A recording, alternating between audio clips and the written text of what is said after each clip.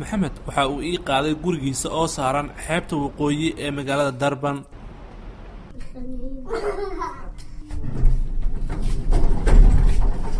waxa iridda horeba naga furtay gabadha uu ku curtay Raxma Maxamed oo 5 sano jir ah.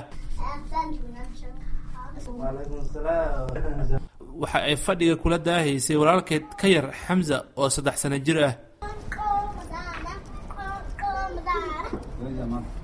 aabahood iyo hooyadood Caasha Mihaali waxa ay 7 sano ka hor isku barteen dukaan ay ka wada shaqeynayeen sida hadda oo kale. markaasina waxaa Koonfur Afrika ka socday weerar ajaanib naceeb ah oo 60 qof ay ku dhinteen. taasi ma joojin riyada guur ee lamaanahan isdoortay. maxamed waxa uu ii sheegay in caashaqa uu marka hore Caasho ku dhuftay ka hor inta aysan isaga la wadaagin.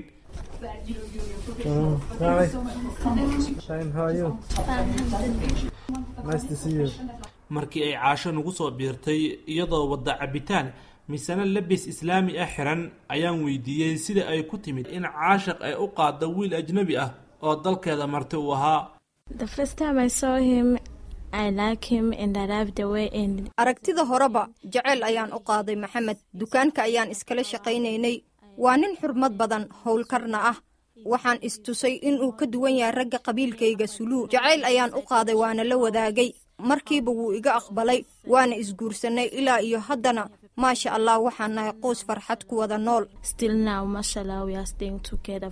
maxamed waxa uu sheegay in qorshaha guur ee ay soo bandhigtay Caasho oo markii hore masiixi ahayd uu hore ka aqbalay maadaama sida uu sheegay ay ku adkayd in gabar Soomaaliya uu guursado.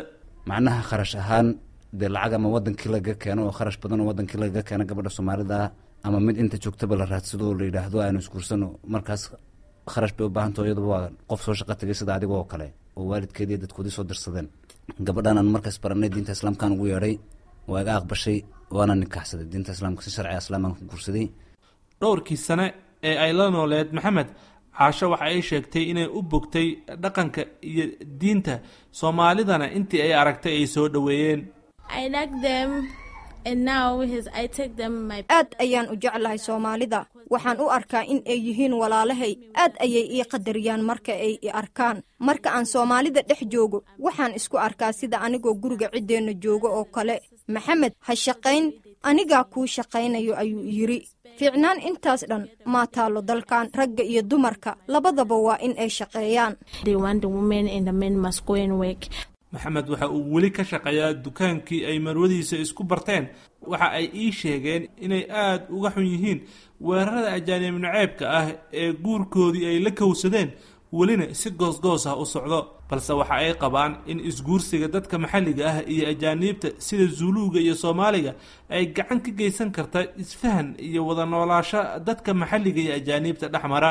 kullee waa iska fiican tahay bulshadaas ku dhex nooshahay inaad dhex gasho ka guursato sida asxaabtii iyaba ay samayn jireen markay wadamo kala tagaan. May I wish especially in the waxaan aniga gaar ahaan jeclaan lahaa in isguursiga noocan oo kale ah la badiyo. waxa ay gacan ka geysan kartaa in la isfahmo dhaqan ahaan. aniga waan muslimay waxaana ogaaday khayrka ay leedahay.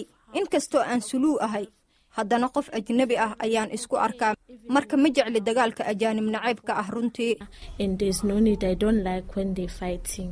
si kastaba in tusaalaha guur ee lamaanahan ay horseedi karta yareynta weerarada ajaanib naceebka waa arrin dood la gelin karo. balse waxaa hubaal ah in ay abuuri karto isku soo dhawaasho bulshooyin kala gedisan.